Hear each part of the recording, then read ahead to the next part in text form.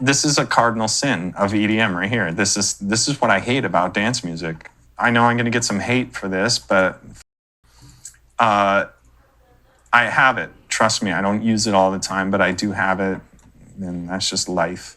But you get stuff like this. And I'm not saying it's evil and don't get it. I find some use for it. But it's this thing called Nexus, right? By the Vengeance Sound. And then all it is like this instrument where you can... You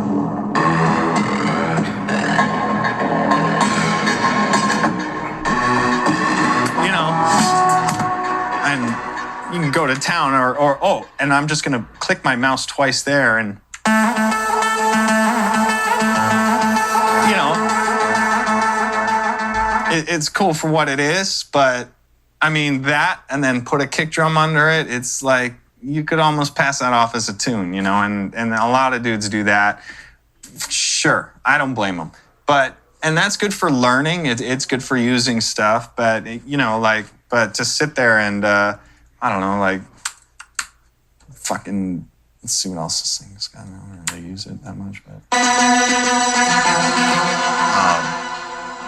dance pattern 2.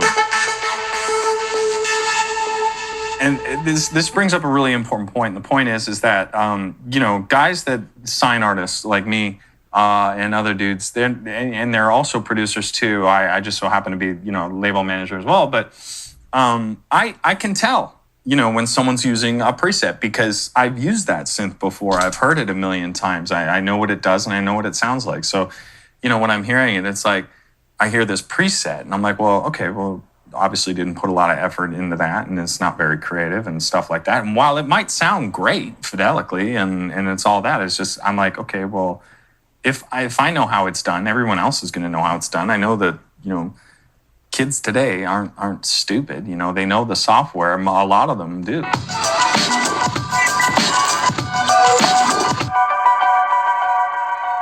The addition of effects can happen right at the earliest stage where it's like, you know, I want to kick or like, you know, this bass drum here, you know, it's like, I don't know, it would sound really cool if I, you know, slammed it with some kind of distortion unit or something. So it would be like, I don't know, just crazy UAD distortion plugins. So now I've got this, you know,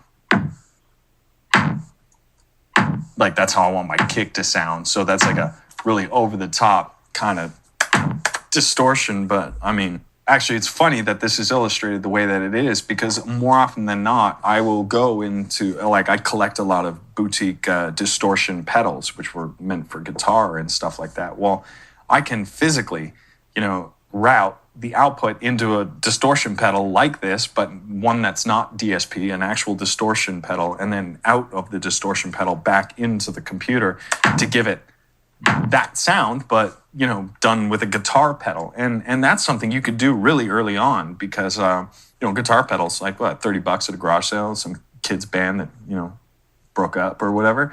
All distortion pedals, Boss distortion stuff. Any guitar pedals are great for computers. You know, they're all low impedance, so you gotta be careful about how much, you know, how much signal you're giving it, but who cares? You know, it's an effect and it's analog and it'll come back clip to hell, but clip to hell might actually be a good thing in some cases, but in other cases, like a reverb pedal, you don't want to clip unless that's the kind of sound you're going for, because analog distortion is very unlike digital distortion. Analog distortions would sound more like that than digital distortion. Digital distortion's horrendous. And it's not really desired, but analog distortion works out great. Or saturation. And getting that kind of thing out of an effect pedal is just really good, because even someone else has this plugin and probably someone else has this kick drum that I use. So someone else could recreate exactly what I'm doing right here, no problem. And that's cool for learning, but it's not cool if I'm going to put that out, you know, because it's like then everyone can sound like me. But to truly create your own type of sound, the way to do it is just buy crappy outboard stuff and mix and match and experiment with outboard mixed with your inboard plugin. There's absolutely nothing from stopping you from loading up your favorite soft synth and then routing it into a guitar pedal and out of the guitar pedal into the thing, giving it an entirely different sound that no way that plugin could generate, on its own. So it's little things like that make the difference,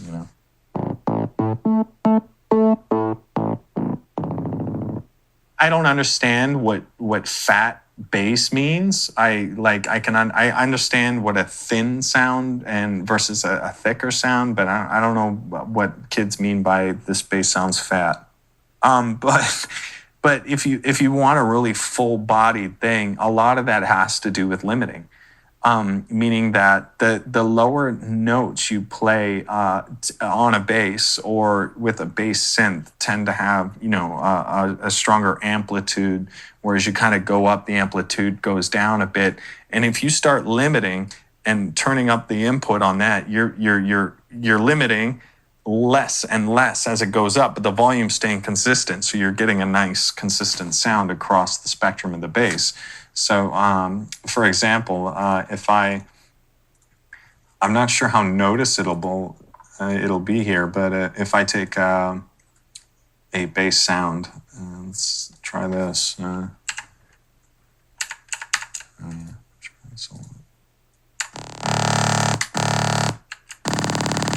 Okay, now I have stuff on my master already, so that's going to affect it.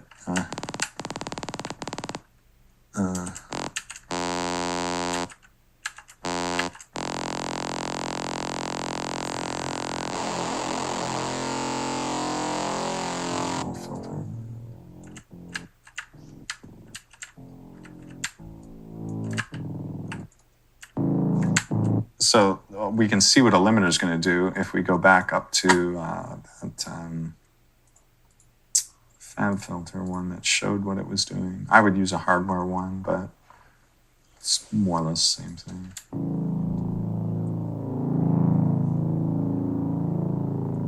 So you can actually see the harmonics getting squashed. So what you're hearing is a consistent volume. But as the oscillators start to line up, you're going to start to clip a bit, and then in some cases, in the cycle, it's going to start ducking out some of the harmonics because they're being louder. But if I go up in frequency, I don't have that problem. So it was technically quieter. So this note, even though it sounds the same, is actually quieter than a straight up. That's just amplitude for you. That's what happens. So limiting is going to keep that consistent. So if I limit that, like just out of control to up there, all these, as long as there's limiting happening, that means the volume is going to be consistently at 0.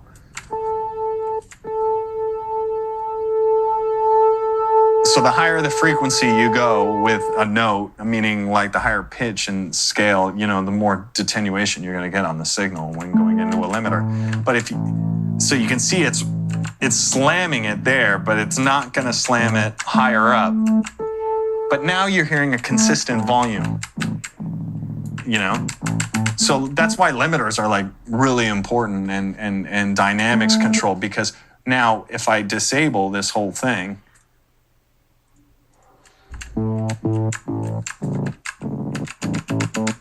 see how now it's not as fat, I guess, but not saying because you're going to play bass like 6 octaves up, but between those lower notes, if you're even going up 5 semitones or down 5 semitones from your root, you're going to hear that difference, and it's not going to have that same consistency. So to shape it properly, you're going to want to put a limiter on it.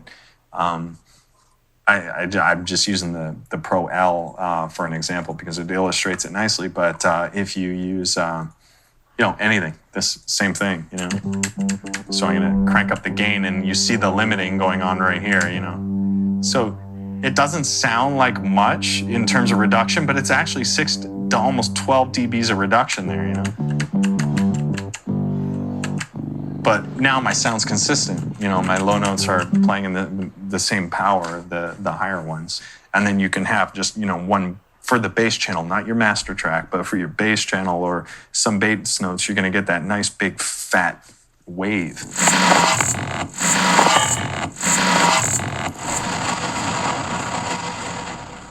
There are so many different types of reverb and ways to process reverb. You have impulse reverbs,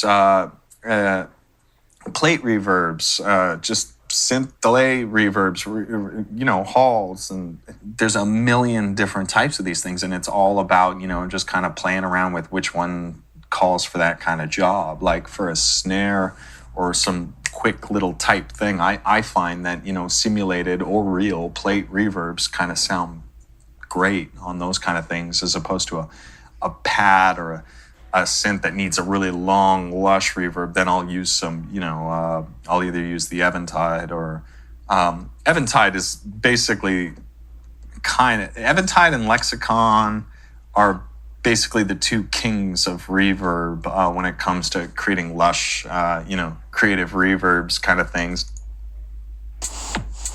So what I'm doing now is I'm running in and out of an Eventide ultra harmonizer. Try that. Am I bypassing this?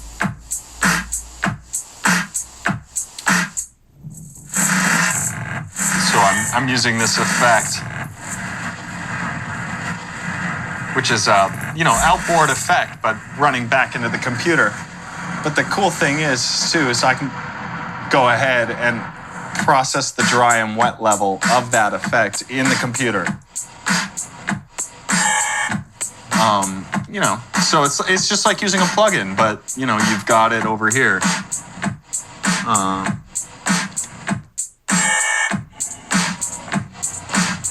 So it's in effect like using an Ableton reverb or something like that, but these tend to be higher quality, so you're going to get a lot more warmth or punch, and that's something that you can experiment with long after you've made plenty of success or whatever with working with just digital instruments and digital effects. So it's just an added bonus. It's not a necessity.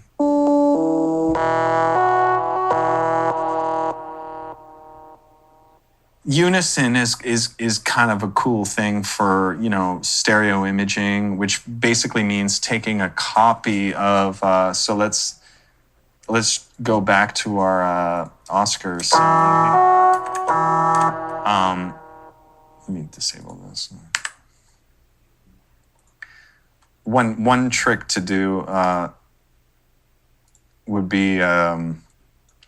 So here I have a sound, and it's a monophonic signal. I recorded it in stereo by accident. I should have recorded it in mono. It doesn't matter really. So now if I want to give a little more space and depth to that, what I could do is I could clone that sound, and then maybe delay it slightly to the right, like in time, so it's going to play a little more late. So you're going to hear the same thing twice. So now if I take one and pan it hard left and I take the other one hard right, you're going to get this kind of interesting effect. And then you can put an effect on the sum of the two channels to just kind of, give it a little more presence. But I wanted it really mono because what's actually happening in that particular case is that I have a delay that's going to bounce this signal back and forth through by HAD. Oh, there it is. There is a way to overdo it, yeah, but you'd have to try really hard. But there's no such thing as too much color where too much color needs to be, but there are points in a track where sometimes no effect and just having a dry signal of something is good because it's drawing attention just to that one thing that's sticking out like a sore thumb in your mix,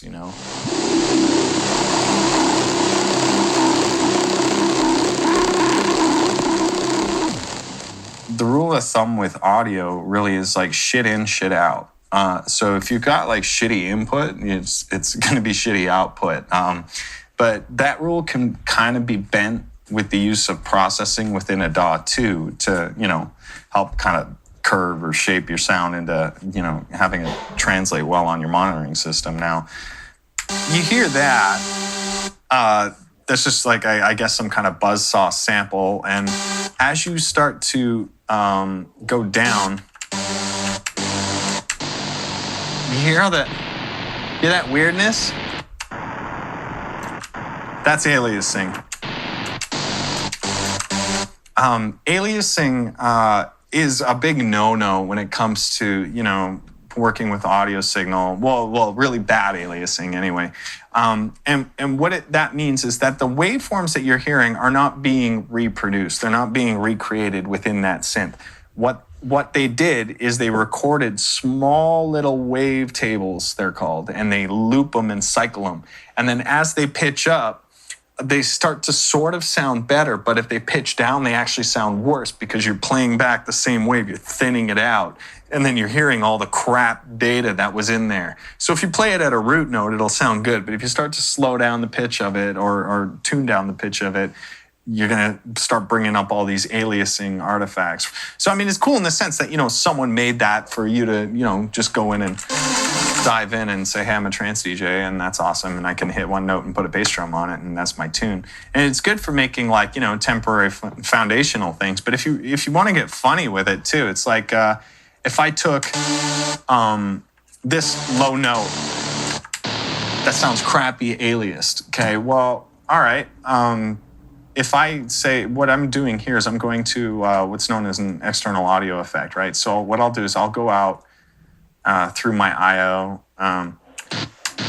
Now, what I could do is hook up an external distortion. Now, it could easily be one of these little cheapo pedals, but just for simplicity's sake, I've got a rack mount distortion already pre-wired into my system. Let me just draw a note in here so that.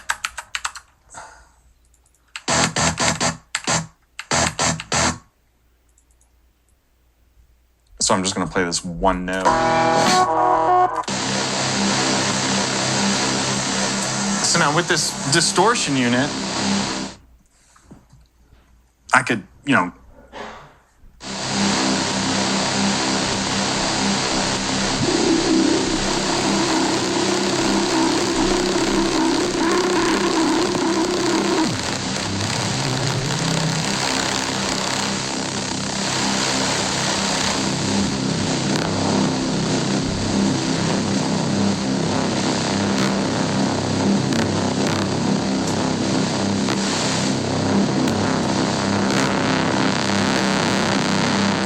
I could make some really interesting sound out of that. I've taken this kind of crappy sound and made it even more crappy, but now it's being processed through a distortion unit. Now, that's a pretty high-end distortion unit, but you can get like a Boss guitar pedal and go in and out with the crappiest of synths, and then, give it a whole new shape and sound, and then it'll keep dudes on their toes. Like, how did they get that sound? How what is that? And some artists are really good at just hiding crappy crap and turning it into gold. So in this kind of post-processing sense, it's not necessarily shit in, shit out. It's shit in, process, then gold out. So that's like really something to note, that it's okay to use shitty plugins. It's okay to use massive presets. It's okay to use serum presets and all that. But if you're processing it, in a really creative, clever way, you can do some really rad. I love that fucking thing.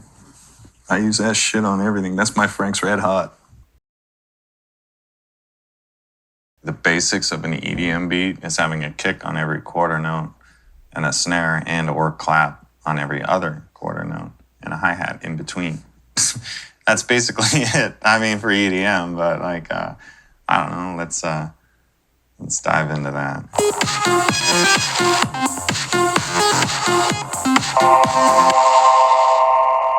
The problem with EDM, or the not problem with EDM, and maybe why it's done so well, is it's really constrained to a group of rules. Like, one being, it's like in the 126 to 130 range, you know, in terms of BPM, which kind of locks you down to putting kick drums on every quarter note, which kind of makes sense. And then like, you know, on breaks, they might switch it up here and there and like, you know, throw the one off like an eighth early or late or something like that, which is just little interesting little perks. But systematically through the whole track, you just have the, you know, kind of pulse driven music kind of thing.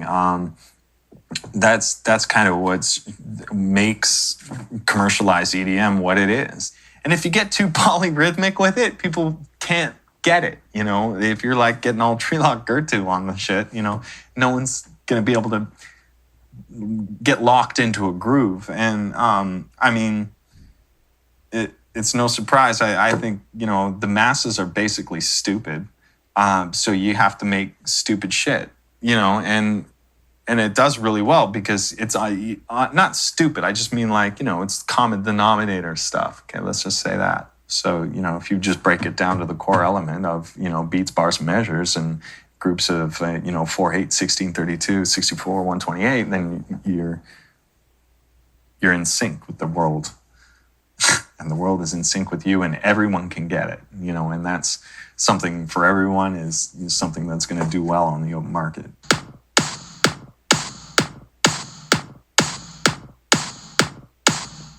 There's no such thing as like a good kick and a bad kick sample. I mean, there's when it comes to creating, you know, kick drums, very specific.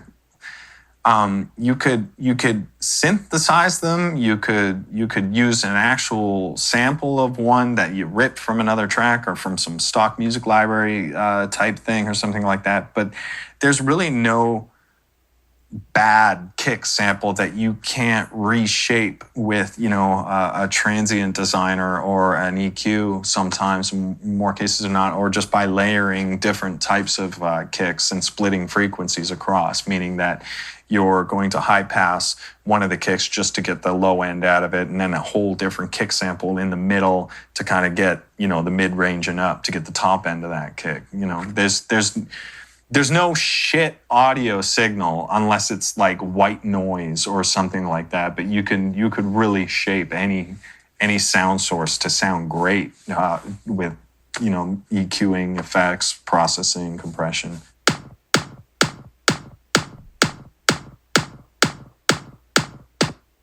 I sometimes do this, whereas, you know, I'll find something and, you know, I'll listen to a whole loop and say, you know, I like this one element out of a loop. Say, like that hi-hat or the kick or something like that, and then go in and, you know, just trim out the one element you like. You know, so now I have just repeating that kick over a certain amount of time. So there's a really thin sounding kick, but it to me, it sounds like it could be something it could be more top end. So I'll just call it top kick. What's up with my caps lock? Jeez. And meaning the top end is that, you know, I'm going to strip out all the low end of that loop. So, that's easy. That's just, you know, something like an EQ. And what I'm going to do is run basically a high pass on it, which is stripping out low end. So that's kind of neat, I guess. Now I'm going to go into this library of crap and go find a kick. I don't know. Kicks. Now, of course, you can buy libraries just full of kicks. Now, what I'm going to do here is add a sampler nested inside that thing. Let's see here. Sampler. Cool. This is what I like about live, actually, is that you could go in and find a kick. Now, of course, you got to sequence it in there. I'm going to put those all on the first quarter note. and stretch that out.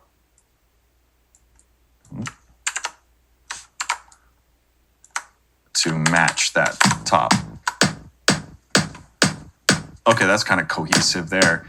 Now, there's all these little things that come into play that that happen here. So if I bypass the top, that's like way too muddy, right? Because I cut out the low, you're only hearing the low frequency of that second kick. So you're getting a more cleaner bottom end out of that because we're stripping out all the bottom end in the first kick. So I've got the top end of this kick and the bottom end of this kick, and I mean it sounds okay, but what's not happening is compression right now. So there's a couple different things you could do. So I could use a transient designer to start. Okay, so I'm going to put that on the top root of those two kick channels. I'm going to pull the volumes down on these a bit because I'm going into the plugin a little hot there. And most plugins have warnings. You'll see like the overload just like switched on there. That just means you're going in way too hot. So about there. So with the transient designer, what it's basically kind of doing is, doing a little transient lifting and then compressing the rest after that. So I'm going to turn up the attack on that and then the sustain on that.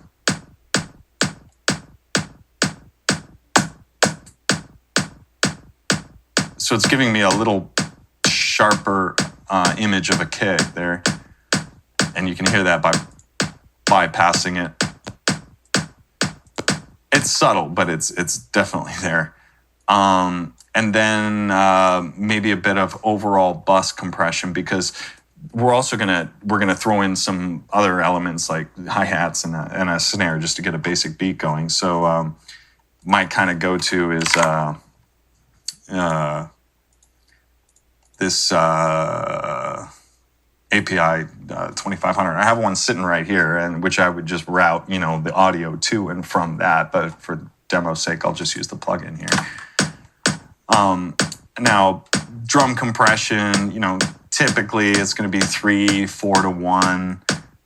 And now, as I'm upping the threshold on that, you're going to hear you can actually see the gain reduction happening as my computer chokes to death on something. I don't know what, but oh, there it goes. It's really weird.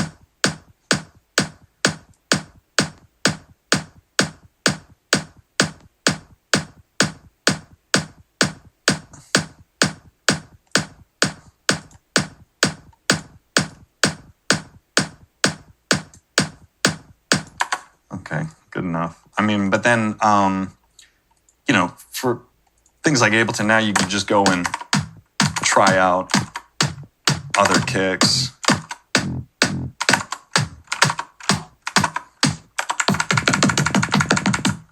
I think I had it right the first time. Okay, yeah, good enough. And then it's just tweaking that kind of stuff, like bringing that down a semitone or 4 or 3 until you get a nice, solid tone out of that. And now you're hearing a whole bunch of little weird artifacts, like I'm hearing this weird click thing at the end of the sample. I can get rid of that by, taking the snap off and then maybe decaying it a bit.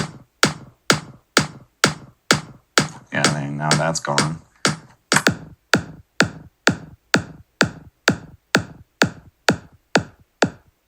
You could do this till the cows come home and then, layer and play with things. But you really want to keep your frequencies separate on each element so that, say, you have the top of one thing, the mid of another thing, and then the bottom of another thing, and never really mix the two, because you're going to start getting into problems called phase cancellation, meaning that this is what's happening when I bypass the EQ is I'm getting a little weird phase cancellation or addition, because you have two low frequency wave files like playing on top of each other, creating a harmonic, or canceling each other out, creating a whole lot of nothing.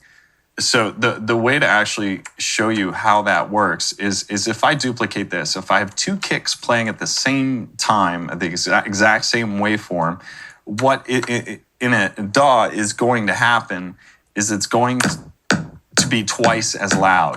So if I add another one on top of it, it's going to be 2 times the volume, and it's going to clip all to hell and all that stuff. Now, what's interesting is that if I went in and I inverted the phase of another one of those kicks, and I could do that with a utility and say invert the phase on that. Now, because I inverted the phase, what you're hearing, especially if I turn down the gain, if I start to turn up the gain on that, which is funny because I'm turning up gain, it's actually getting quieter. And now as I pass 0, it gets louder again. So what's happening is the 2 waves are playing at the same time, and one is the opposite of it. It means it's canceling it out. That's called phase cancellation. And that happens a lot when you start to mix a lot of low frequency elements together. This is the most dramatic kind of example of this because you're playing the identical wave, so it's going to cancel each other out.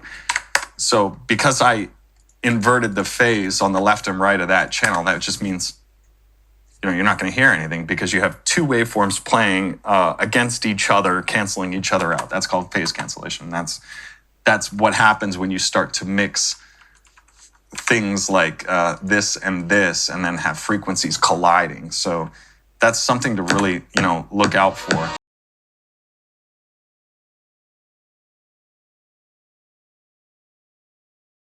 For me, a beat doesn't really change much in a song. Elements are added and taken away, but the structure for me remains as a kind of placeholder thing to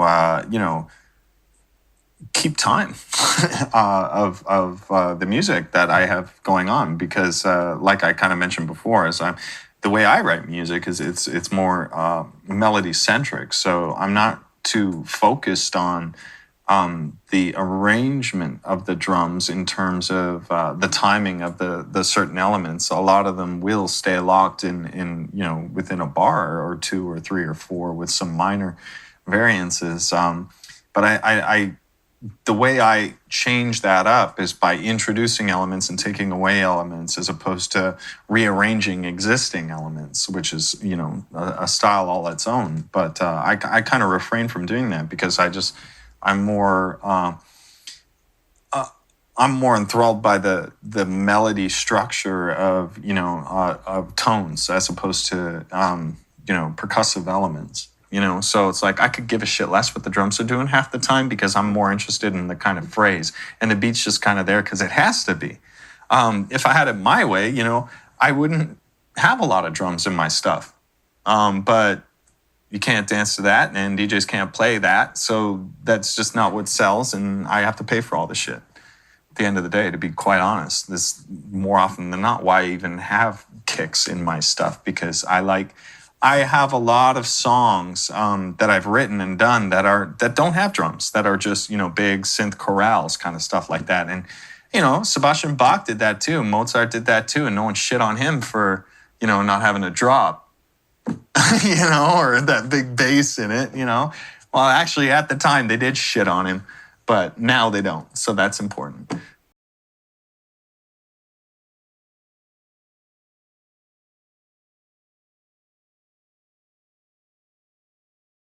So, your snares.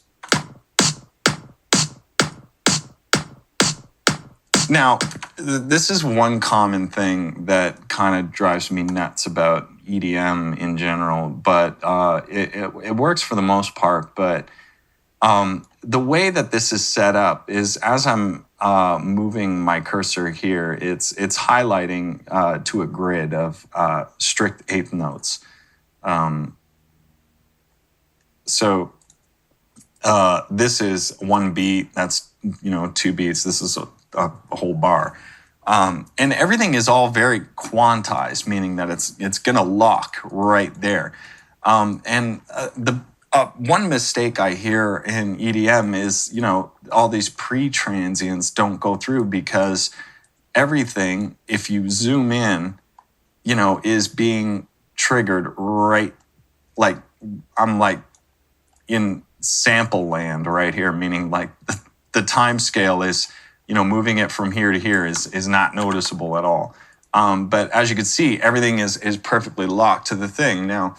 So I hear a lot of, while that may sound all right to some people, it's just too bang on to me. Well, at least for the snare. The kick, it doesn't really matter. The kick can be like bang on and all that stuff, and that's great. But the rule for me is basically, the kick is the lock track, and then everything else can kind of go back and forth between that. So now if I want to bring the transient out on a snare a bit, what I'll end up doing is taking that snare. Maybe I'll just reduce this clip so that the snare only plays once. And then what I do is I drag that snare just a little bit earlier than it should. Now you're going to notice as I start to do this, you're going to hear a different sound.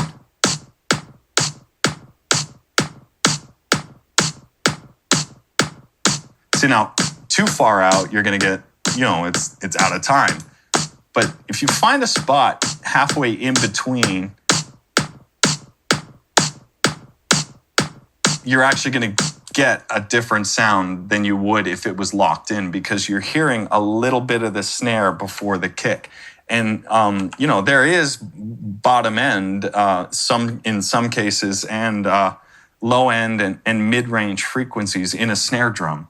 A kick isn't exclusively low end, and a snare isn't top, typically like mid and high. It's all, frequencies are all over the place. So if I put this one back to, you'll hear the difference between this section, which is going to be red, right? That's the wrong way, I guess, and I would say. And then if I play this other one, you get a different sound. So, that's something you gotta go into detail and get really finicky about and experiment with in your times. And the same applies for, like, say, the top end of a kick. And delaying it, like I can go in and, and move and nudge this way and that way on the timeline. But there are other ways around it too. Like, so if I want to move,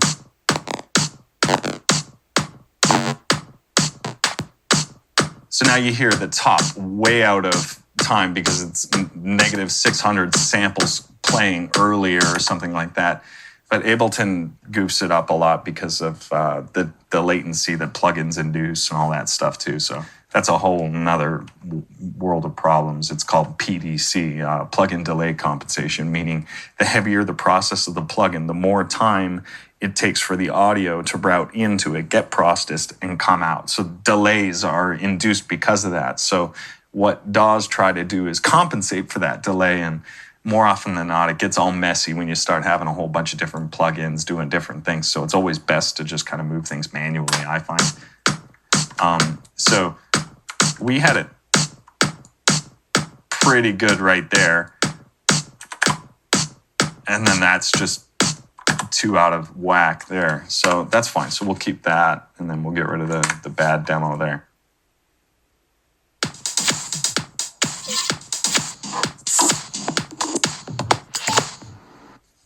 Now, another thing when shaping stuff is, so say you put there's a lot of dead space in here. There's not a whole lot of air or anything like that. So I tend to, apply some kind of like if that snare was coming out of a drum machine, there's going to be some ground lift or something like that. That's like, filling up a little bit of that space, or just air, dirt, stuff like that. So for demo's sake, let's throw a big ugly reverb on that snare.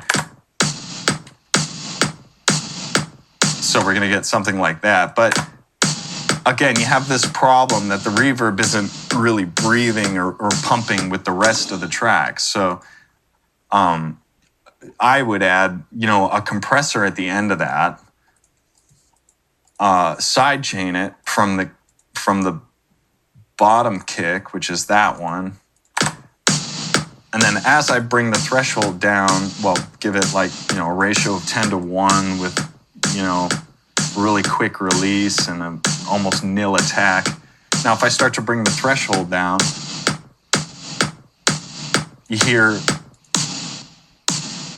you see that needle pumping up. That's actually the gain reduction happening coming from that kick. So you're getting more of a pumping effect as opposed to it sitting on top of everything and just being in the way. So you're going to get more of that. And then, of course, you can go back and maybe change your decay time on the reverb to really hear it. But you want something like that, basically, is to kind of compress some things. Now, you can pick and choose of what you want to do that too. I'm not saying you should put side chains on everything, because you really shouldn't. But be very choosy about what elements you're going to squash like that and whatnot. Now, another thing I tend to do too is I'll duplicate that channel, pick a different sample. Sure, why not? And then maybe I'll take the reverb out of that one. I'll keep the compressor on. And then if I find that, that's got too much low mid in it, in that case, I would take a EQ, and then just kind of carve some of that out. And you can see the frequencies that I'm cutting out. That's just for this EQ. Of course, an EQ is an EQ is an EQ. You're going to have different flavors, different styles, and different processes, but more or less, they're fundamentally the same. So now I have these two snares playing at the same time. For a little stereo imaging, I could add an extra one, as many as you want, just as long as they're mixed right. Whoops, let's not do that. What I do want to do, though, is kind of maybe just see how this sounds spread a little to the left, this guy a little to the right. Now, I can't hear the image, but I'm sure it's pretty wide.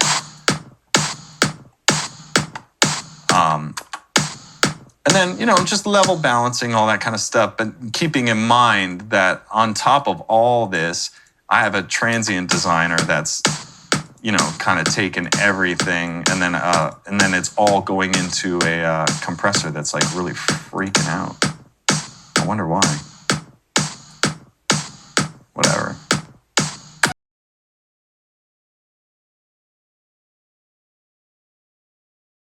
The drums in Snowcone were kind of a different case. So what I have here is I'm really terrible at naming my stuff, so I don't really see anything. What you're listening to is the group of this. And this was a percussive group, and then outside of that, so if I break this down, these are little snippets of some shaker. And this is just some dirt noise. I don't know where I got that recording. But generally, the drums from Snowcone, some shaker stuff, and I'm going to combine all these elements in a second. This was all little cut up bits. And as you can see here, what I've done is I've cut in certain parts out of it. So the orange dictates your amplitude level of that loop. So only the orange bits are playing. So I've skipped the whole lot of it. And my one-shot drums, which are just basically all just one-shot audios, were this. So here I have that little ride cymbal there at the end of every 4. So that would be in the bells and whistle. So I could break all this stuff down to its bare bones stuff. And then all this stuff is kind of this dirt stuff and air kind of sounds that add to the compression or get compressed and then just kind of add to the loop. So as I start to get that kind of stuff, and then we throw in a shaker. and then the loop, which is just the kick and the snare, but you would never know unless.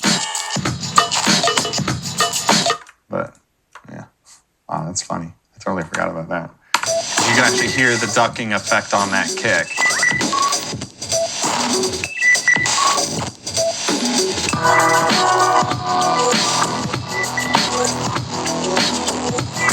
So let's see here. It's 1, 2, 3, 4, 5, 6, 7, 8, 9, 10.